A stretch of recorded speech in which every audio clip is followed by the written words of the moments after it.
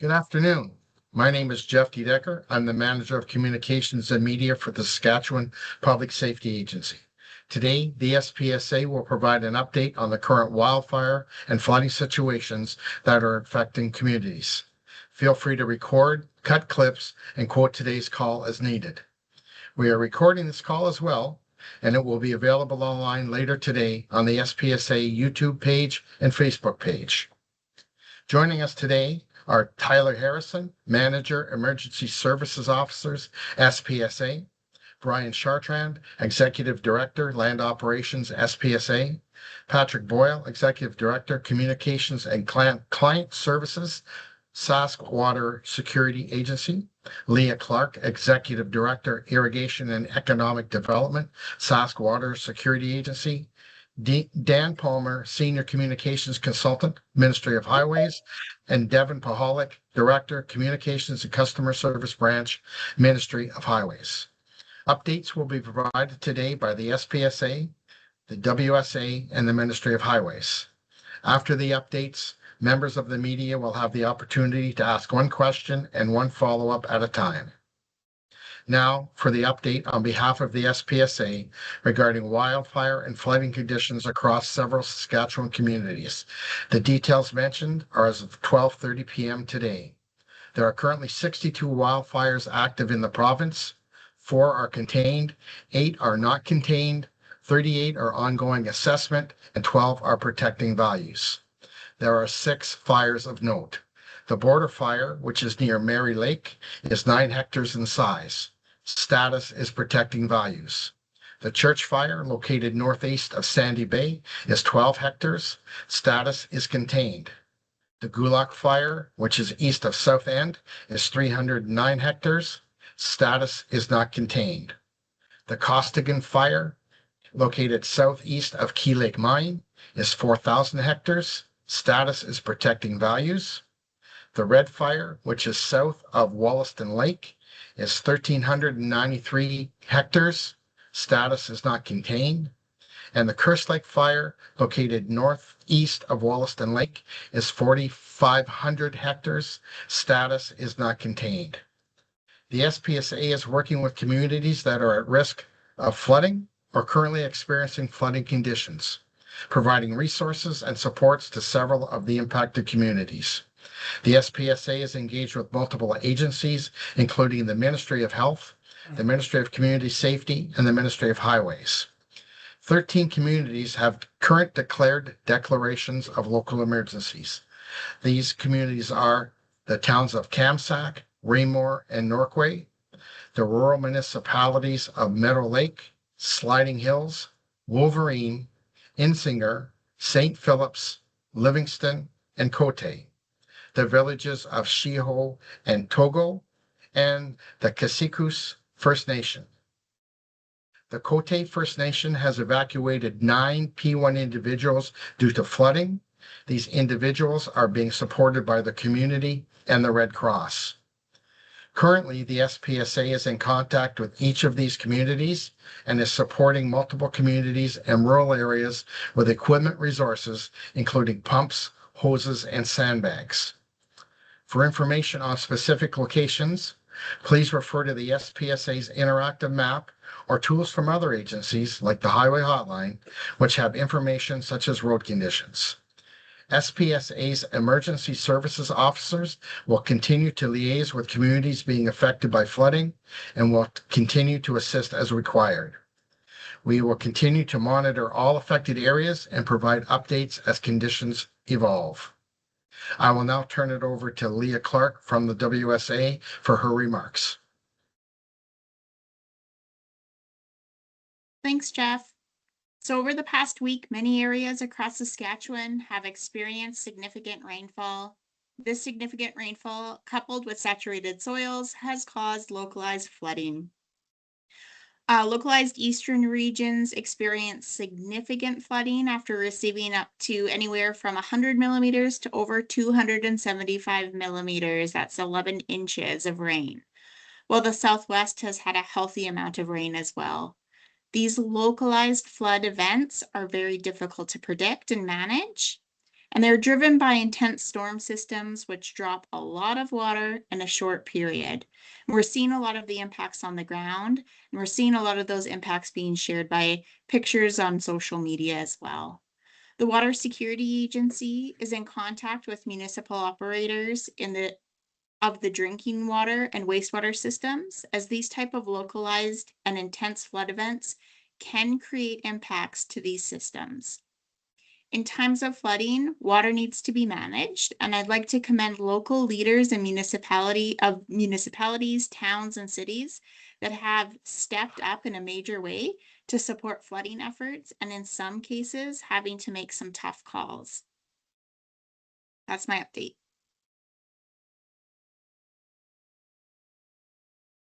Thank you, Leah. I'll now invite Dan Palmer from the Ministry of Highways to share his remarks.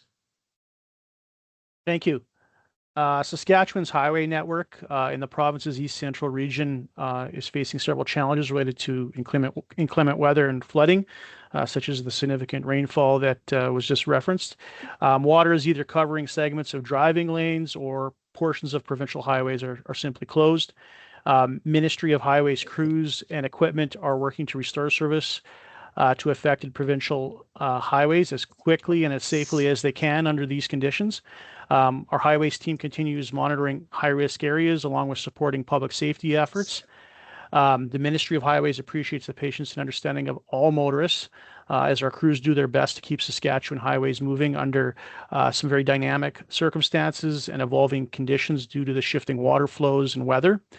As always, we remind motorists to please be alert, obey all signage and flag persons along with driving to current highway conditions. And before heading out or returning for that matter, motorists are encouraged to please check the highway hotline for the latest available travel conditions from Saskatchewan's Provincial Road Information System. The hotline includes details about flood-related closures, traffic restrictions, along with other incidents. These can be seen on the hotline's interactive map. Just pop open the map on the app or a desktop computer and click on an incident marker to see more details. The highway hotline's detailed traffic event text report also provides similar information if you go there, if you want a rundown there via text. And although conditions can change rapidly, here's a quick snapshot of the current situation, which is roughly north of Hudson Bay's area, heading to the Yorkton region near the Saskatchewan-Manitoba border. So roughly in that geographic area, there are 17 closures on various portions of highways related to flooding. So a highway might have multiple closures along the route. There are also 18 incidents of water on driving lanes on various portions of highways related to flooding.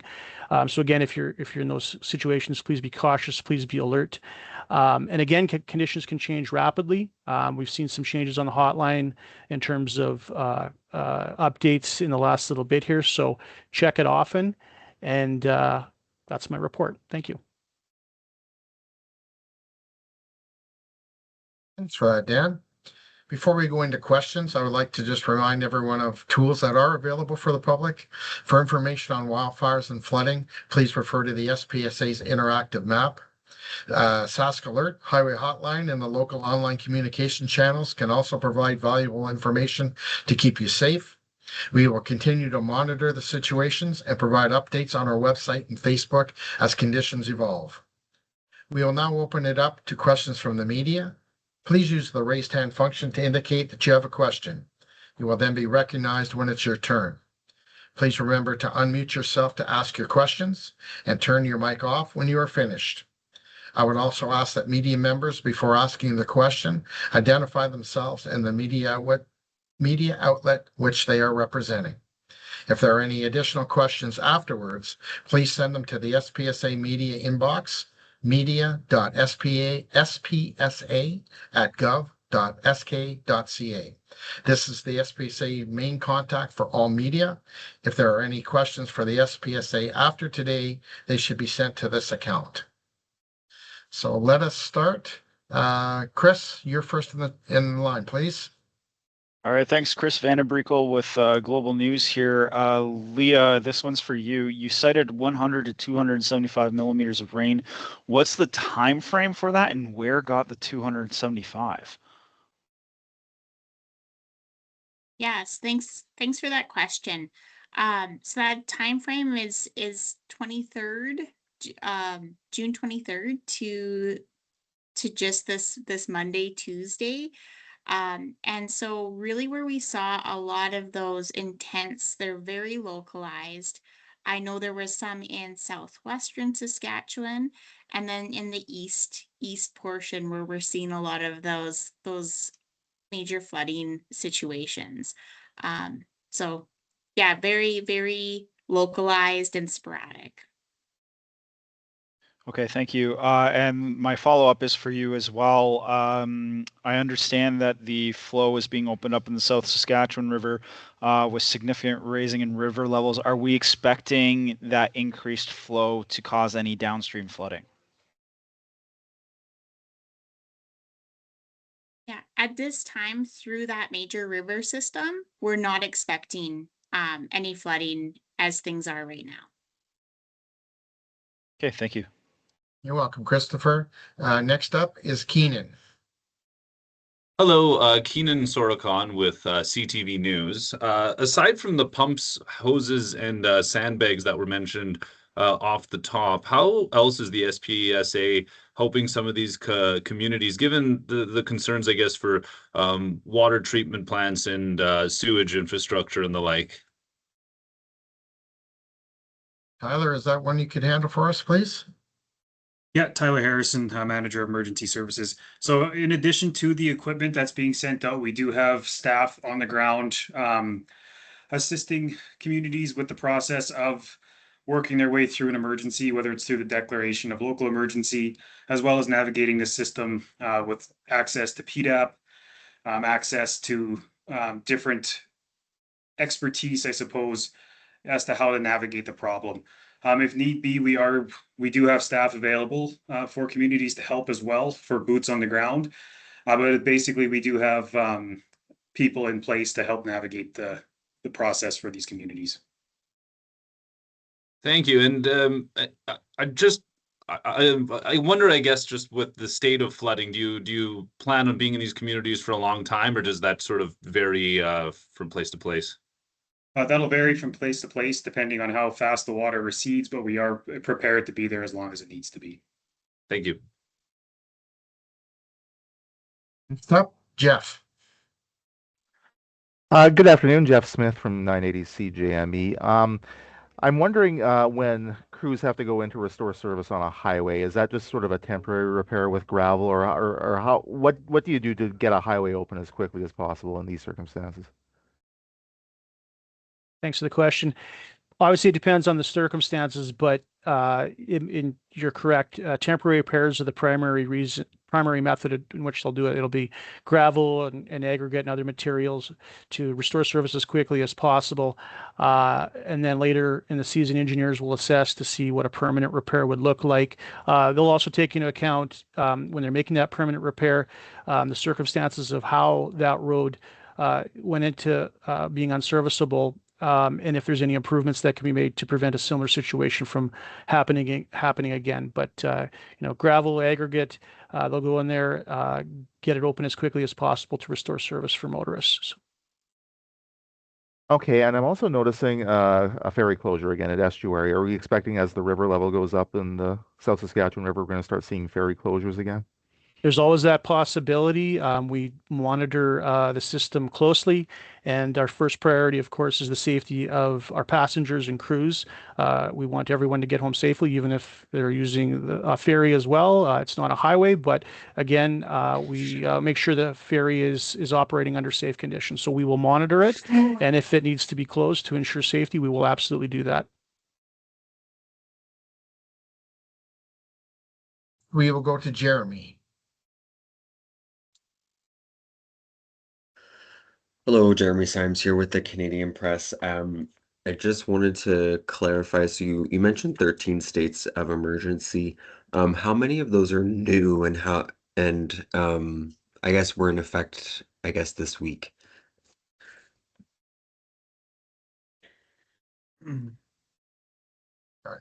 Tyler, would you be able to speak to that? Yeah, so over the last number of days, we've had 11 new declarations of local emergency. There were a couple legacy ones from earlier in the spring that are still ongoing. But yeah, it was 11, kind of starting earlier this week till now. Okay, thank you. And you mentioned the 9 P1s from Cote First Nation. What are P1s? So when you're planning for an evacuation, it's called priority one individuals. So that's kind of the elderly, children under 5, medical needs and stuff like that. So they're kind of your first priority to get out of a community. And then it goes to P2s and P3s, which are less priority as time goes on. But that's your high risk and vulnerable people are P1s.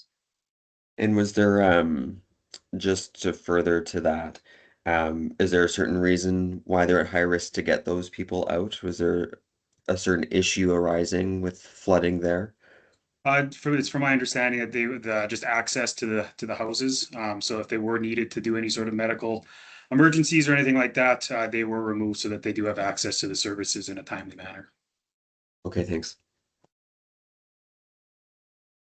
We'll now move on to Nathan. Hello, Nathan Ryder here with Prince Albert Daily Herald. I think this question is probably for Leah, but if anyone else can answer it, please feel free to jump in. My main question is that I know Saskatchewan has seen a lot of rain, but there's also been a lot of rain in Alberta as well, into some rivers that also flow into the province here. Just how has that affected some of the flooding, if at all? Yeah, I'll start this and then I'll hand it over to Patrick Boyle to talk about some of our operations. But we, through those major water systems, and we do have heads up when there's those rainfall events, but we are able to manage them well through the major river systems. And so we don't anticipate, as of right now, any issues. And we do have like Diefenbaker that really helps us manage some of those events as well. And I'll pass it to Patrick to maybe talk about some of those operations. Yeah, thanks, Leah. And just keep in mind, so the two systems, the way it works is South Saskatchewan flows through downstream of Gardner Dam and then past Saskatoon and east of Prince Albert, the Forks, and North Saskatchewan comes through and goes through Battleford and Prince Albert. So we're always watching those two and having to see what is coming at what time. So we did see a high flow event in the North Saskatchewan about a week or so ago, 10 days ago. So that's made its way through. And then also some rainfall there that we're watching as well. So you're looking at kind of staging those two things, and that's part of the whole picture of managing water. But it's important to keep in mind the North Saskatchewan River, although it's unregulated, essentially are not managed until it gets to Tobin Lake and the reservoir there. It's a very large river, so it takes quite a bit of water to make its way through there. And sometimes it's just looking at that increased flow. And so we haven't seen anything just yet that's coming through as a result of some of that rainfall. And just be looking at that, and that could change as things start to appear here and move on. But certainly it's a dynamic situation as you're looking at, as Leah mentioned, localized flooding, intense rain events in different areas has different reactions on the landscape. So much I do not have a follow-up. Thank you for that, Nathan. We will now hand it over to Katie.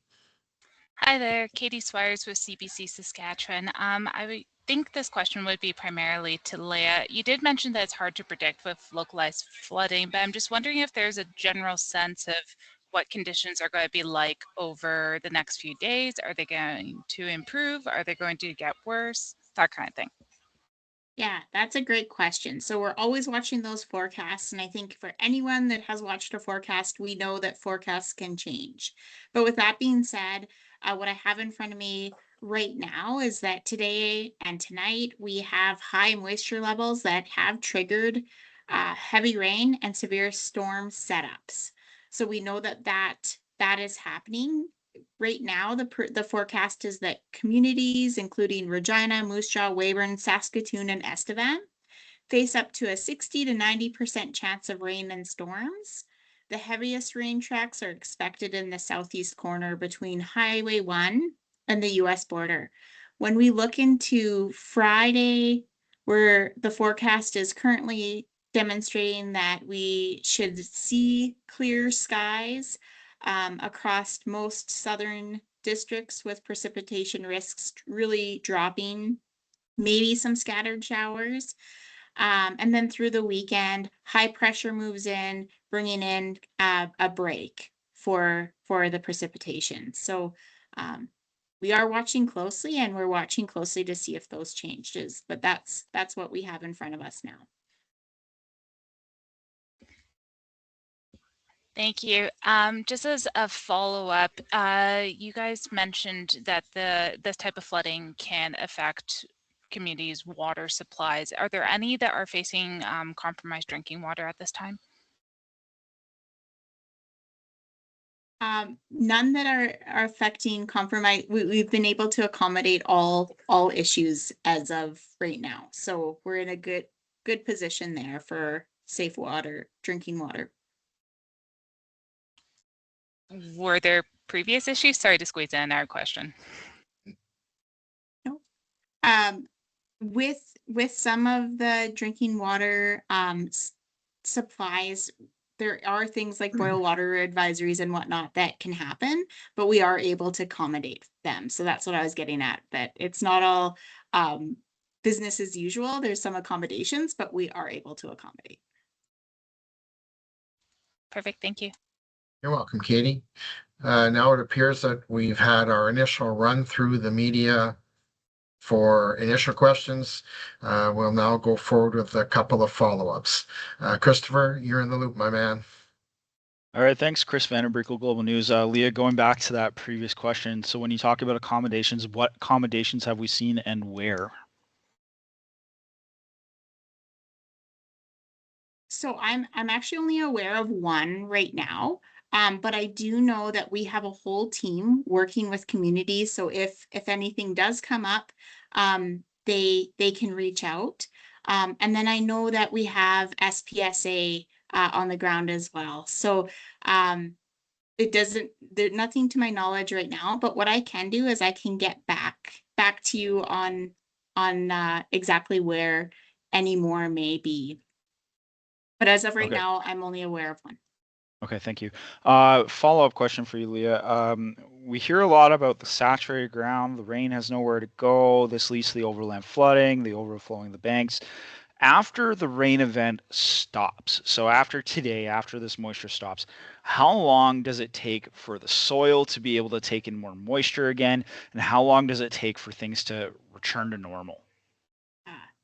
That is a loaded question. Saskatchewan is a diverse province, but we are in some areas quite flat. And so depending on where we are in the province and when we can get that water moving and how those outlets are, it really does drive how quick that recovery is for that soil to be able to take on more moisture. So we have some areas where we call them semi-closed basins, that it takes a lot longer for water to move and for recovery to happen. And so those are the areas that we're spending a lot of time with and working with as well as SPSA. So are those southeast areas the more flattened? Yeah, there's a few basins that we work with closely, and so today at Fishing Lake and Lake Lenore, we're working really closely with right now, and so waters just doesn't tend to move from those areas as quickly, and those aren't the only ones, but those are examples. Thank you, Chris. And we look like we have one follow-up left. So this will be our last questions for the media briefing today. Jeremy, go ahead.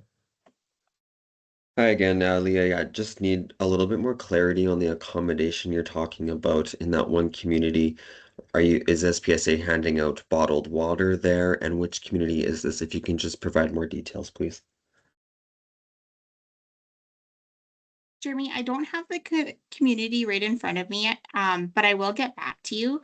But with any drinking boil water advisory, usually there's notice, and you can boil water to drink it. I don't believe there's any bottled water being handed out at this time. Okay, no, that makes sense. And then I just had a question about highways. What kind of damage has the province seen to its highway system with these recent floods? That will depend on what part of the province you're in and where the highway is. But things like, culverts damaged, or the shoulders, the edges of the highways eroded, or complete washouts. It it's it's as it's a it varies as much as the province geography, but those are some of the things we're seeing. Culverts, erosion on the side of the highway, washouts, water overtopping the road. Some highways can withstand water overtopping in it, and then when the water recedes, the highway is there and it's got no issues. In other cases, the roadbed underneath it, which is the material underneath the pavement that actually supports the weight, can sometimes be eroded, causing sinkholes. So those are some of the things that can happen and we're seeing.